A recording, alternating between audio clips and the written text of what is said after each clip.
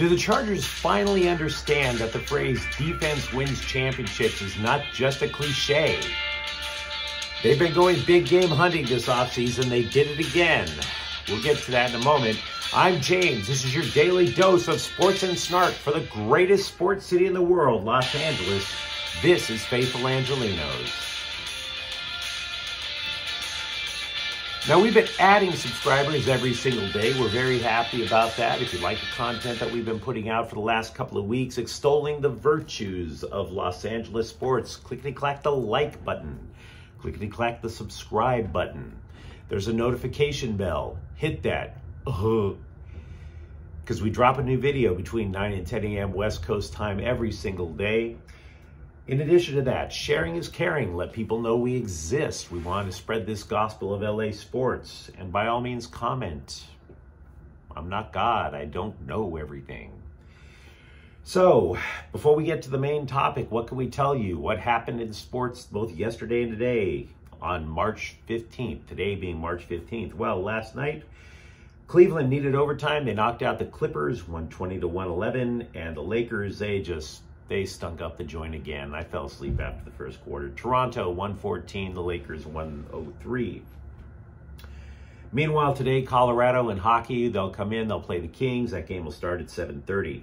Now, yesterday was the legalized tampering phase of the NFL, where you can start making deals and cuts and all that other stuff.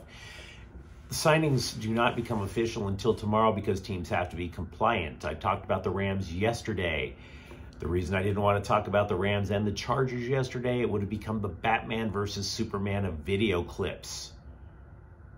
You'd have been like, dude, come on, man. Stop it. We've had too much. There was just way too much. The Rams have made a bunch of moves, and as it turned out, so did the Chargers. So let's get through it. The Rams decided to focus on retaining offensive lineman Brian Allen, center, he's coming back. Tackle, Joseph Noteboom, he's coming back. Gone, Austin Corbett, lineman, he's going to Carolina. Gone, Sebastian Joseph Day, but we'll get to that in a minute. In addition to that, they are about to cut punter Johnny Hekker. They're said to be working on deals for both Von Miller and Odell Beckham Jr., cornerback Darius Williams is also expected to be gone. Remember, 19 free agents for the Rams. There's going to be a lot of changes over there. Moving on, Freddie Freeman's going to be out of Atlanta. We just don't know where he's going to sign. We know this to be true. The Braves have traded for Oakland first baseman Matt Olson. But is it going to be Los Angeles? Remember, it was supposed to be a done deal by now. Freddie Freeman in Dodger blue. And I was skeptical of it then, and I remain skeptical of it now. I think that was a ploy by the agent to get a larger contract out of somebody else. The Dodgers are also allegedly interested in Jorge Solar, the World Series MVP. He is 30. Again, don't buy into that. I just don't. Because, oh, by the way, the Dodgers are atop the Major League Baseball power rankings for CBS Sports. This is a deep baseball team. This isn't fantasy baseball. You don't have to sign everybody. It's not that huge of a deal. They're going to be patient, in my opinion. College football, former USC quarterback JT McDaniels is looking at Oregon State to make his second transfer. He first went to Georgia. Missouri and West Virginia are also in the running. OSU, he likes them because they have their entire offensive line intact. I saw that poor guy had his leg snapped at USC. Trust me, he wants an offensive line. Redshirt freshman running back Brandon Campbell is leaving the Trojans. He has entered the transfer portal. I mention that because 19 Trojans have said goodbye since Lincoln Riley took over. I don't know if that's a bad thing. I think they're all cleaning house. I think they all see the writing on the wall. Meanwhile, UCLA gains a defensive back from Oregon, Jalen Davies. He didn't play a lot for the Ducks last year. He was a high recruit. He played for the Ducks against Oklahoma in their bowl game last year. I think it's a pretty good idea for the Bruins. Their pass defense. Ugh. So, the main topic, Charger football. I believe that for the first time the Chargers are taking in a long time. I mean, they haven't taken defenses seriously since, I'd have to go back when Marty Schottenheimer coached the team. Back when Phillip Rivers was a young man and he hadn't started fathering 50 children yet, you know. Because back then, they actually did play defense. And ever since then, that team just fizzled out. The reason is obvious. If you look at the offseason, they went big game hunting. They had a lot of cap space. They had a lot of capital. All these times, the Chargers would hire defensive coaches, and they would never give them the horses. Anthony Lynn, defensive coach, didn't matter. I think Brandon Staley finally got through. I think Brandon Staley finally went to the front office. He didn't make any threats and said, look, you hired me. I can create the greatest defensive scheme out there, but if I don't have the people who are designed to run this defense, it's going to fail. And I think it resonated. I really do. Why else did they trade for players that or the type of players that he thinks he can fit into a system? Khalil Mack, they traded for him last week. Can you see him as the next Von Miller? I can. In addition to that, yesterday the Chargers picked up a couple of signings, both of them on defense that you should be thrilled about.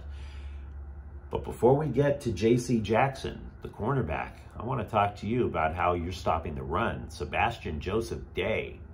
You guys got him on the cheap. That was a prediction I actually made a couple of weeks ago. I didn't know if they were going to go with Von Miller. But Sebastian Joseph Day, he specializes in stopping the run.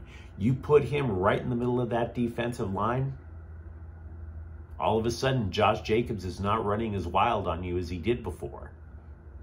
That is a terrific signing. He fits right in. And oh, by the way, Staley coached him with the Rams. He knows what he's getting. The Chargers overall may have as many as 5 new starters on defense because the one thing they did do, they played their cards very well in terms of free agency.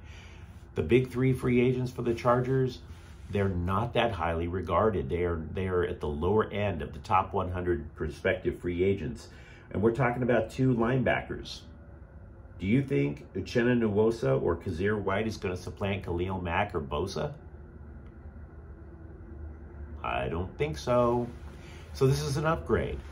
Now they get to blitz.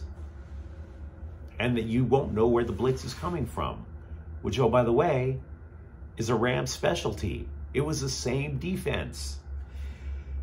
Now, at the bottom of the list of free agents for the Chargers is Chris Harris, cornerback.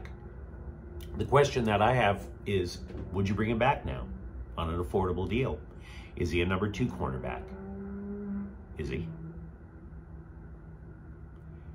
Consider it. I would. See, because right now, if you cut right tackle Brian Bulaga, you get another $10 million in cap space. There's no saying that the Chargers are done yet. Before we get to that big signing, just to let you know, the big holes, if there are holes in the massive holes in the Chargers roster, tight end, backup running back, number 2 receiver, right guard, right tackle, if you cut Bulaga. Because Bulaga, he got beaten down by Max Crosby last year. So why would you pay that guy $10 million? The big signing, of course, J.C. Jackson. You guys picked him up from New England Patriots.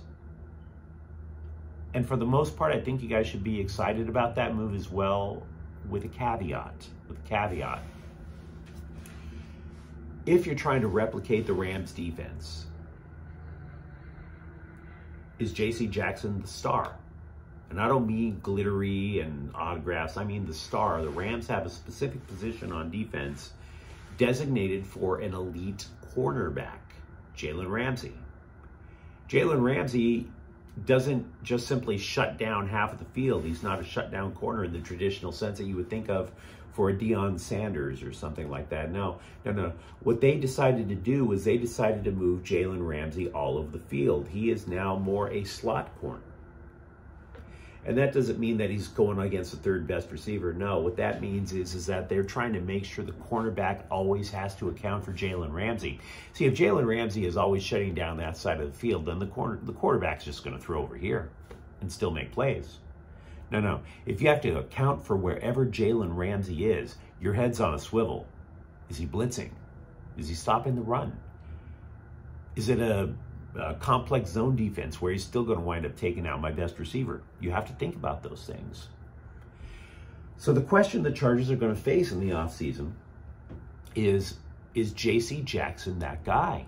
Is he the next Jalen Ramsey? Or even a facsimile of Jalen Ramsey?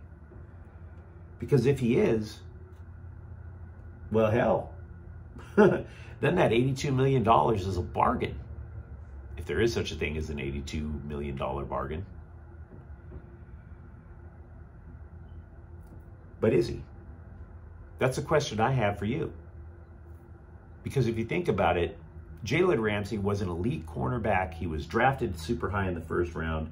Jackson was not even drafted. Jackson is a self-made man. But does that mean he's a self-made man simply because of the way the Patriots run things? Is he going to be able to figure out how to play the star if he is that? I don't think the Chargers are going to suck if he's not the quote-unquote star. Brandon Staley might be able to figure something out with relative ease.